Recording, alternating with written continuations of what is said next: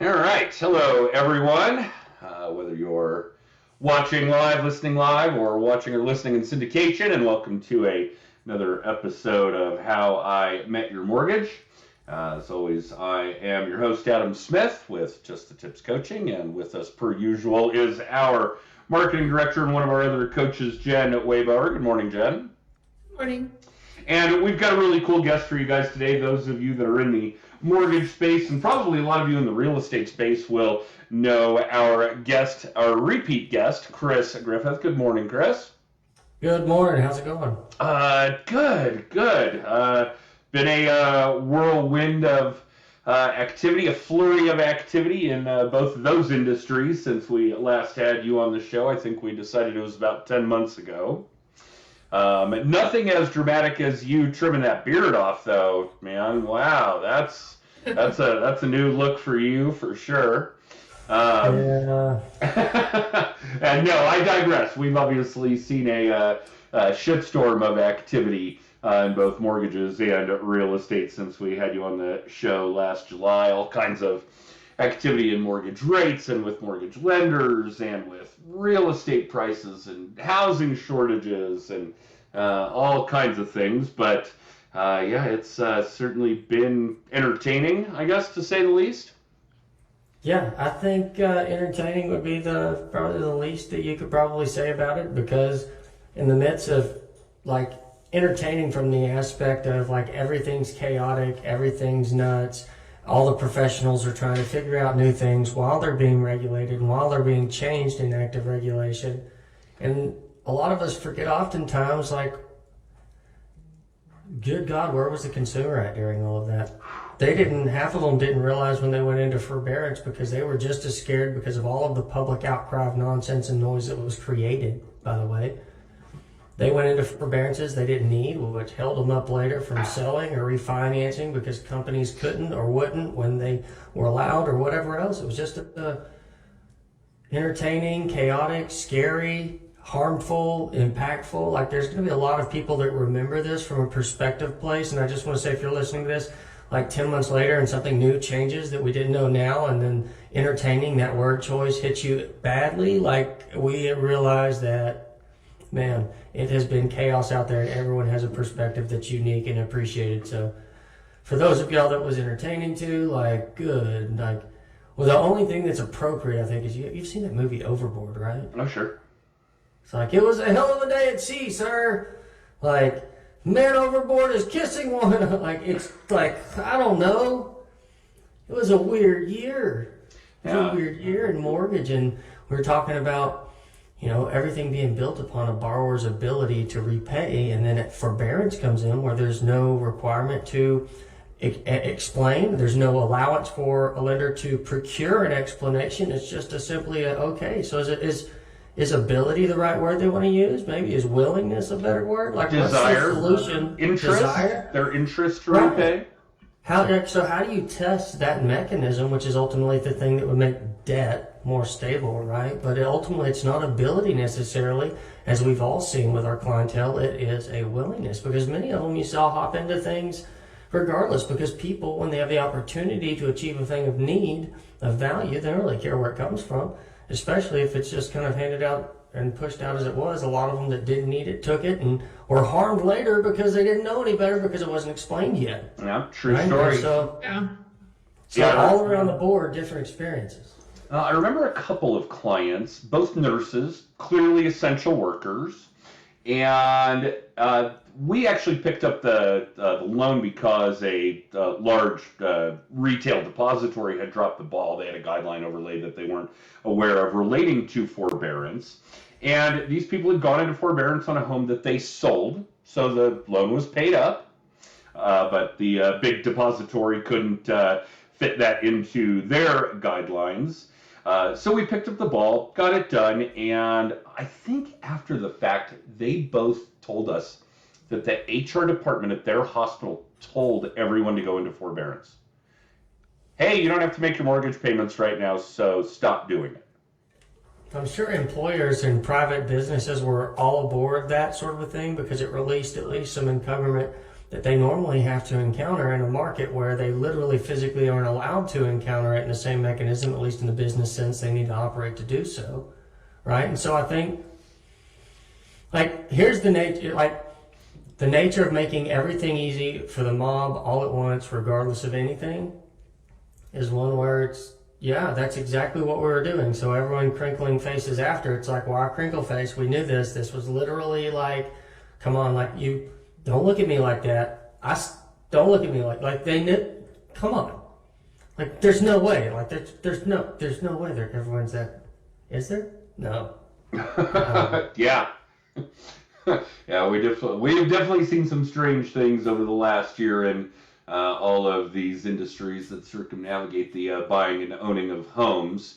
And I don't want to continue to dwell on the negative, but I am really curious. Just to be clear, I don't mean forbearance to be only a negative thing. I think it's a really great thing for a lot of people that definitely needed it. And I think there were plenty of legitimate people that knew they might not need it, but had no clue what to anticipate. So rather than take a chance, they chose a more secure thing. And I think, good Lord, why would you do anything else? Right? PPP existed for the same thing for small businesses who had no clue other than literally everything changed all at once. And they were told to anticipate worse. And it's like, how much worse? And they're like, yes. They're like, so everyone was panicking and making choices that best serve their interest, which is what people do. And it's not a bad thing. It's like, how do we do that and be mindful of everyone's need for that, but at the same time, foster a market that's sustainable, that's healthy, that doesn't strap our children with things that are going to be harmful and hurtful and detracting from their ability to grow and maintain growth. How do you make sure the things that we're doing today out of need don't cause bigger, louder, or worse impacts long term that we really, in hindsight, may regret? Like, I just wish people in panic would consider those things a little bit further. Yeah, we're pretty short-sighted beings that way, no question. But it does certainly bring up an interesting theology going forward. What kinds of things do you think we're setting up for the future with all of this?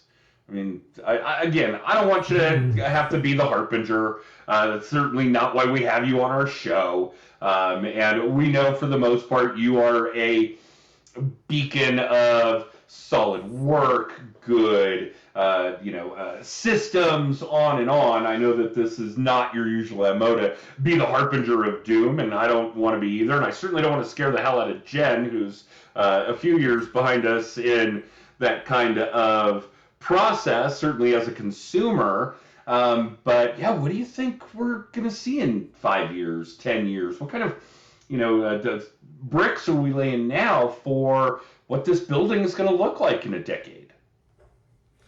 Yeah, I think that in a decade, 5 years from a decade from now, what does the real estate market in America look like? I think it's the same thing that I was saying 4 years ago, that technology is going to finish what the Industrial Revolution wanted but never had the stroke to do. It's going to allow population movement to the flyover states. It's where they're going to find affordability relief. They're not only the flyover states, but markets outside of central urban corridors. I think you see not a destabilization of the nucleus of the super urban metro, but I think you see enough movement. You see a more of a, I don't want to call it a suburban sprawl. I think it's like a rural suburban sprawl. I think people push to places where technology allows it. I have a Tesla SpaceLink satellite thingy now. It's pretty kind of cool. It lets me go to Oklahoma, McAllister, way out in the nowheres, right? And do what I do like this there. So I think if people have the ability and desire to move, and they can approach markets where their dollar goes further, what they come into the market with goes further, and it allows for different types of growths around interests and important values for them. I think that's where it goes. So I asked some key questions a couple years back about how far do you live from home? And it was a question, I think, that had probably 10,000 total comments across 5 or 6 groups. And I asked key follow-up questions on everyone that responded to after they said how far they were from home. I asked if they were fond of home, if home was more or less rural, and then if they would ever go back. And largely and overwhelmingly, if the circumstances allowed, people would. And so my suspicion still is that people will migrate to either home or places like home, or places where large populations of friends and families that represent their home, if they're military, never really had one that they can recall. People are going to migrate to those places, I think, And I think that causes some opportunity. I think I generally see things as like good, better, best. And I think that there are some places that were unfortunately already not very stable. The markets explain that, right? We know what those look like. Current things seem to indicate that they're going to have allowance to get more unstable potentially. And so in those places, you have population leaving, you have job requirements that aren't physically there, you have public, I don't know for sure, but I'm very bold on small markets with growth-minded leaders that have good growth to infrastructure, capabilities to support business, new business coming in, school, public stuff, right? The places that are outside that offer a living that's a little bit different than that urban, centralized, super suburban metro lifestyle, I think we see that become more and more popular, especially if a catalyst I didn't see that would be a driver to this COVID continues. If you think things like COVID that completely restrict, especially in the urban centers, which is where it was most pushed, right? If you see people spread out because they can and because they don't want to deal with, for whatever reasons, political, sociological, religious, I don't care, whatever the reason. I don't like what you don't like. That's what I don't care. Like, cool, just what don't you like? Tell me what you don't like, please. Right? So if you see that kind of stuff continue, I think, why not? Why wouldn't they? They already are. Yeah, I agree with that. People are going right now. Yeah, we've been referring to it as suburban. And I do think that we'll see a lot of that. I don't know. I mean, those are certainly all going to be driving factors. A lot of them I had not considered. So thank you for that. But I do see commuting being a big factor. Hey, now I only go to the office 2 days a week, so why not? That's what we're seeing right now, man. Yeah, you forget about things like Uber Elevate and the air taxi things that are coming online. Uber Elevate's, I think, supposed to launch out of Frisco, and once they have ways to bring local regional airports like the one I'm in my market and to attach it in 20 minutes with a flight right to the hub in Dallas, just wait. Technology's improving at a faster pace right now than most people can even think to, and so a lot of their goals or things of what's going to occur are just too... Like I was talking about this stuff that the data is proving I was saying was right 4 years ago, and now here we are a year into a good quality data to claim it. It's just, that's the nature of data, depending on where you're looking and what you're looking. And if you want to be certain of saying yes with data, you have so many different data points that say yes that it takes a while to compile them. You have suspicions and thoughts and hopes or whatever, but I honestly think that as we move, I think that we're probably 10 years into a 30-year period of the largest growth in real estate value in rural markets that we have ever seen as a nation. I think that technology is the thing that acts as a catalyst that the Industrial Revolution could never cure. I think that there is a huge opportunity, huge, everyone listening, for God's sakes, try to start a business, fail, try to start another, fail, and then at least start a third and try to succeed, because if you try 3 times, you'll probably make it. And I think there's a huge opportunity in seeing what COVID and other things have done to a nationally organized supply chain. A nationally organized supply chain. There's still a need for supply. There's still an opportunity to compete with fundamental instabilities from a natural supply chain. You're seeing it in literally every industry right now, every one of them. The opportunity to create and grow something, to challenge the issues that you have in your understanding of your markets, right? To cure them in a different way, more approachable to your consumers, in a way that delivers better value, and if you can, in a way that defeats cost. Because if you can cure those things, there's a massive opportunity to bring more value into communities and neighborhoods. And I think that's another thing that tech allows, and that's what gives individuals power that typically only large corporations had, right? So I think there's a lot of could be, man, hopeful things. I don't know, maybe there's a huge entrepreneurial revolution. I kind of hope for it, but I don't know if... COVID broke Americans. When did Americans get such sissies? Like, everyone's like scared. When did fear become like a virtue? When did fear become a virtue in America? Because that's all I see this day and age, and it disgusts me. If fear is a virtue of yours, you disgust me. Get aside. Your job is to wait until you are told it's safe to come out. Go over there. Be quiet. Honestly, it's like... And that's part of the problem too, and that's part of the problem you see with supply chain breakdown, whether it's eggs or natural gas or wafer board or slaughterhouses or whatever it is, man. It's like, come on, America.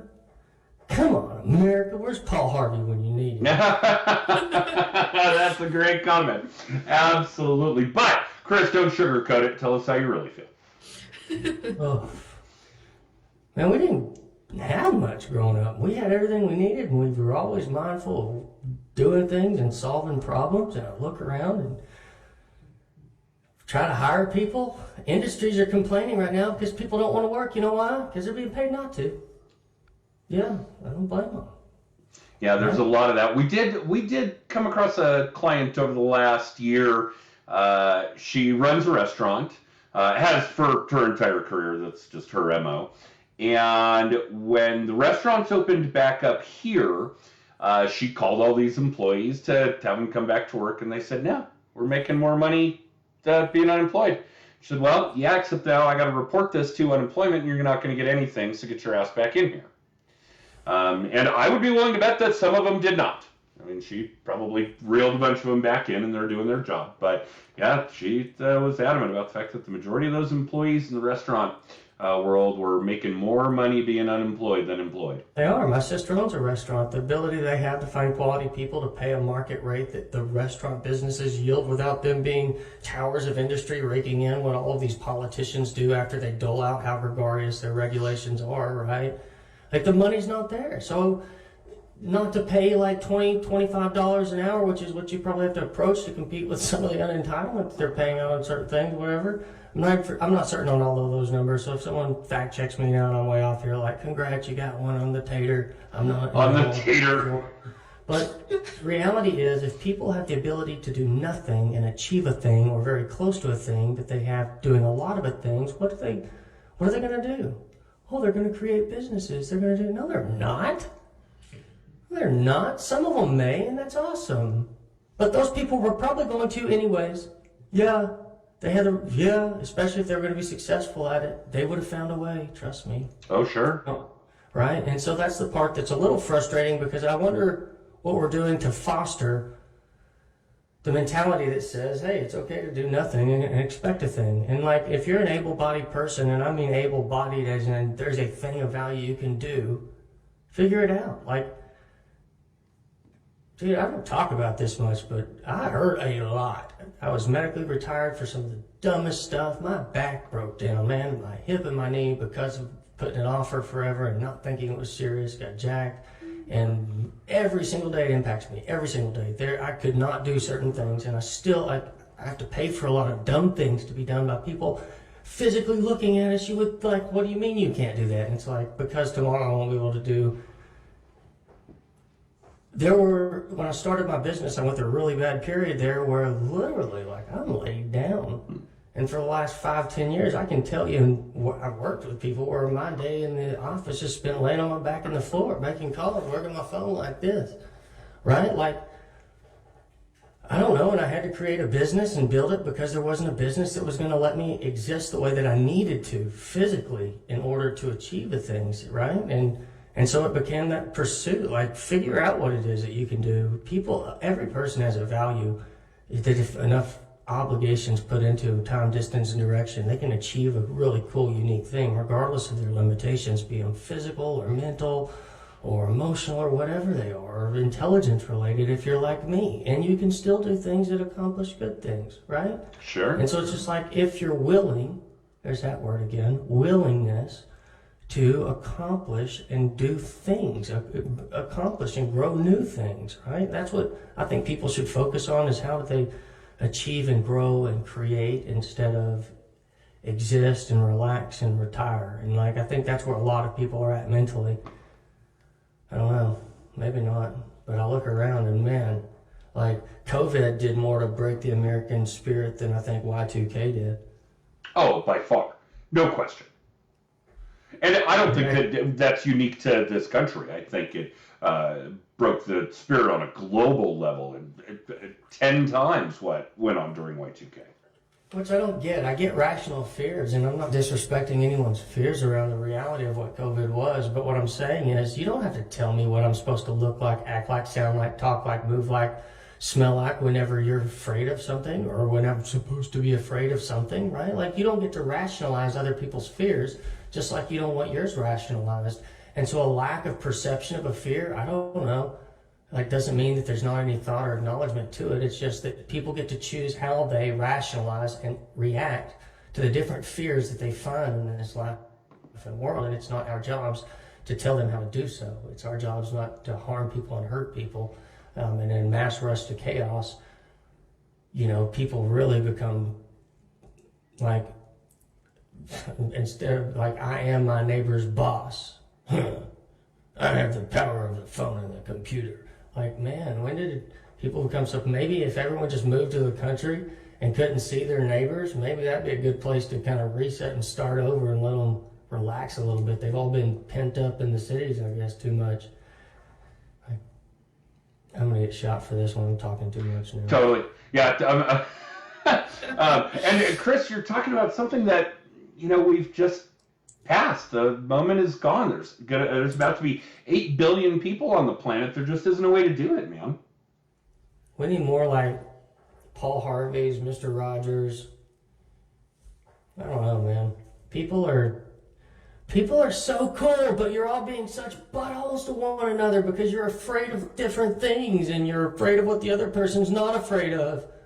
But now you're talking about something that circumnavigates ignorance, not fear. People fear what they don't know. It impacts every single topic that we're talking about on the show. Absolutely. Because largely things now are mob mentality, reactionary things that a mob reacting causes an economic event. Yeah, it does. Mob mentality controls entire currencies now. Look what's going on with that. Like, fiat currency works when you have a massive army behind it. I wonder how it works if you don't. Oh God, we could. That's a whole other episode if we're going to start talking about what's going on. Because I agree. Population into an economy ultimately matters in every economy, whether it's a black market economy, whether it's a healthy legal economy, or whether it's a made-up economy, right? Yeah, it's absolutely. So mob mentality is good. I think in recognizing what people want to do, but if it's a fear-based movement, as an individual, what I can tell you is if fear is driving my decision, it's wrong, no matter what. Even if there's a consideration that invokes emotions of fear, if fear is driving my choice, then I guarantee I've already made not what is the best choice. I've made a good choice, a questionable choice, but not the better or the best choice. And so I think fear is a main virtue, as a reasoning implement, as a decision maker. I think, guys, you're the problems. If you're afraid of things and that's what makes you decide things, just have some coffee, turn the TV off, listen to a soundtrack. Maybe it's a Grateful Dead, maybe it's Paisley Kind, Hank Sr., maybe it's some reggaeton or some classical music by Beethoven, but put something on, have a glass of wine or a beer, and relax. Things are going to be okay, right? Just people freaking out, and those people being the loudest in the room are causing everything to seem much worse than it is. Yeah, but that's what drives the mob mentality. You just drove it all the way around full circle. Yeah. Well, on social media, you see it, right? Well, in normal social media groups, like, what do you see? You see, I've been kicked out of probably more on here, so I'll kind of just start the conversation. But like, you see a grouping of people with a similar likeness, and then you see varying degrees of intelligence on the likeness, and then you see varying degrees of EQ on how to respond and have dialogue with people with different ideologies, understandings, and degree of intelligence on the given time, right?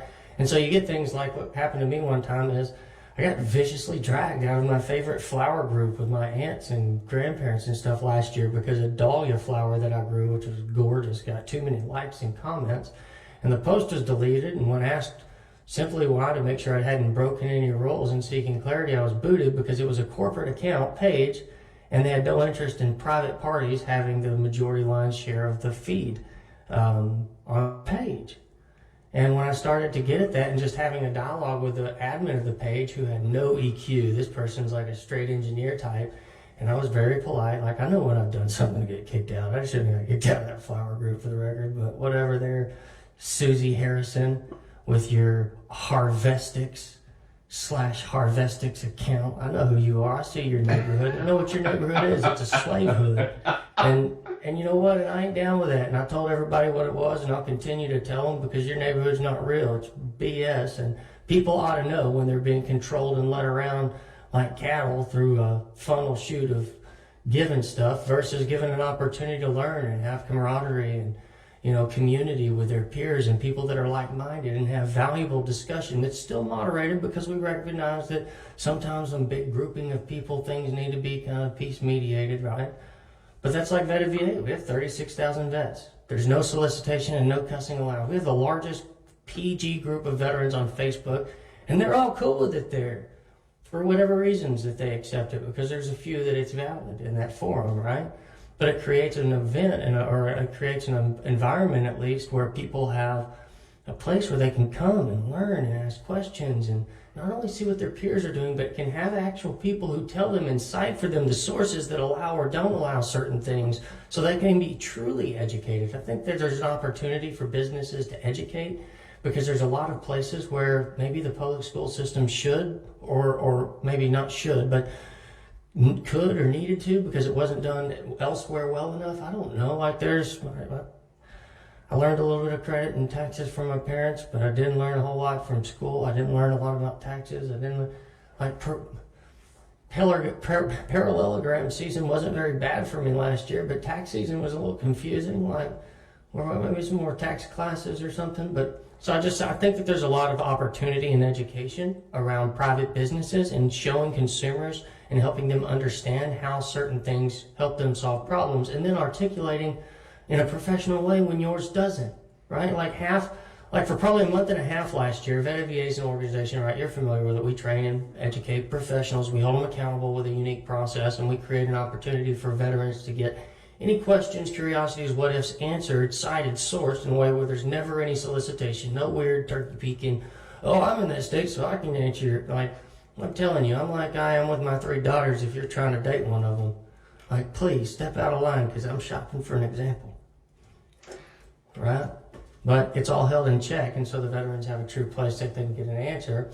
And the cool part was, because of the way that we're built, we're not an absolutionist, I don't think, in anything, because I'm not a Sith, right? Only Siths go in perfect absolutes, I think. But when the market changed last year, there were times where you saw large channel breakdowns because of what investors were doing on the backside with margin calls and everything else, where there was probably a 3 to 4 week period there where a lot of brokers were just not competitive at all on about 40% of VA loans that they normally destroyed people on. Yeah. And not only were they not competitive, some of them didn't even have options, but because of the way that we were built, and because of the fact we're not a dating service, we don't pair veterans with professionals. Like, veterans see the professionals that answer their question, and any professional that is answering their question is documented on a map so they can see who they are and where they are, and have their professional contact information, their NMLS number, consumer advocate links, all of those things, right? So we're giving the consumers visibility on who's answering questions and everything else. But those professionals were able, within their community, right, to make certain that the veterans knew what could be done everywhere at any given point in time, whether it was some of the smaller independent shops, the bigger retail spaces, and what they were trying to do just to buy small wholesale channel places. Either way, the point I guess I'm getting at is the consumer was taken care of in that forum, because our desire was never to procure a thing for business driver. It was to procure a question so we could fundamentally start educating veterans. Because all of the problems that we have with listing agents or buyer's agents or loan officers or title companies or anyone in the business that doesn't know a thing, like, why are you getting mad at people that don't know a thing? Educate them, right? And so that's what we do. Actions, education. We put it out there. We teach and try to help in any place that we can. We claim no authority. Like, I've heard a couple people like, well, they're not experts. It's like, yeah, I said nobody from Nowheresville. Why are you saying the E word, dummy? Like, I never use that word. I don't think that there is such thing as an expert. I think that, if anything, an expert's the person at the end of the day, every day, no matter what, in the beginning of the next morning, realizes that they'll never be perfect, but more than willing than anyone else in the room, they're going to dedicate their existence to achieving a thing, right?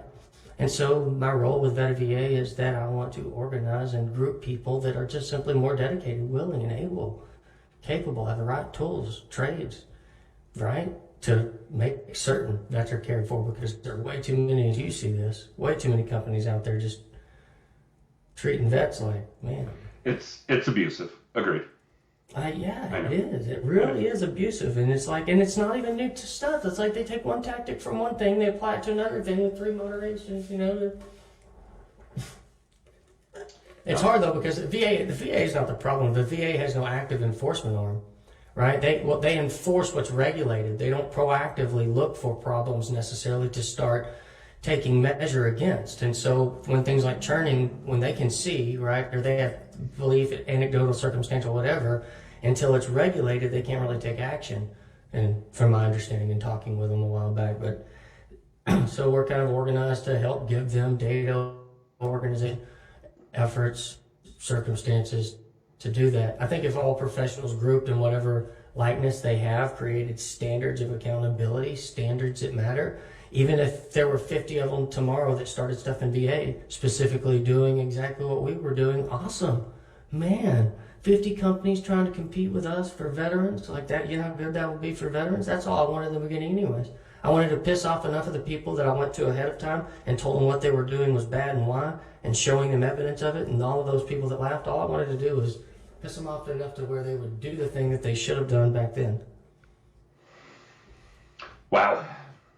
That was a lot more existential than I had anticipated our podcast to be today. But yeah, education, information, acceptance of the fact that nobody is an expert. You may have been today, but guess what? The world moves fast. You're not tomorrow. I like that a lot. But I do know that the members in Vetted VA do pride themselves on not only giving education and information, making sure that people know that they're making good choices, not just good, but better or best, and that educating themselves is as important as educating the veteran consumer. We make no claims of how our quality compares to anyone else out there doing it. We're just organizing around a certain way of doing it a certain way. I think it's great for professionals to pursue their education in whatever lane's needed. And I'm shotgunning you, and when hearing you say that, I'm looking at you now and I know, wow, it's nice talking, man. It's been a while. I don't know, chatting. Too much coffee, maybe. Maybe. That could be. I doubled up my normal dosage this morning, too, so no problem there. I see Jen eyeballing us with her coffee.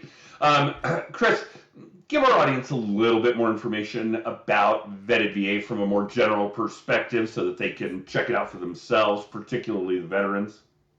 Yeah, if you're a vet out there, here's what I'll tell you. With zero desire for anything other than to do this one thing, we want to handle every question that you have. We want to give you an answer because I promise you, even if other people may give you an answer that's mostly right, it's going to be a baited treble hook, man. They're going to be staging and positioning and posturing that answer to do a thing for them. It's the nature of why they're answering you. Vetted VA is created differently. Vetted VA is me as a broker. Instead of taking Vetted VA, honestly, Adam, how surprised would you have been if Vetted VA was that does deals lead generation activity, if that's what I would have done with it way back when? Shocked, stunned, because it's you. Had it been anybody else, and how many times have we seen it? How many times have we seen that kind of activity basically be the foundation or the motivation for making money? Follow the dollars. Woodward and Bernstein were right. Follow the dollars. I'm a capitalist, right? So I'm not opposed to the capitalist mentality of solving a problem. The problem they were solving was the wrong one. It was focused on their need, not the consumers necessarily, unless those overlapped or where those overlapped. And so Vetted VA was created to be focused on the veteran's perspective of need, to cite and source and deliver valid answers explaining who, what, when, where, why, how, what else, what other could be done, how was it done, introduce other people in our community that have done it, show you through dialogue. Like, we have so many veterans in there that post, hey guys, check this house out. I want to let you know I was already engaged with these people long before I met this community 8 months ago in this new build process. There were so many questions I had that these people couldn't answer, and I didn't even have to ask them here because I was just reading questions and comments and dialogue, and this place is stupid. Thank y'all. Thank you for existing for us.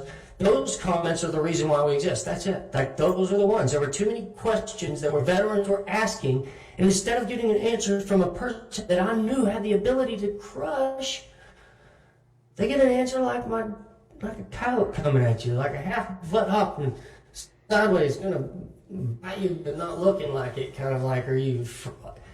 just professionals, if you're listening to this, even if you don't intend to be a part of VA, I will encourage you to do one thing. For 6 months, let your mouth be a dumpster for the value that you hold forever when you run into people, without any context or any smell or touch or looking like it has any association with getting value, and tell them explicitly it doesn't.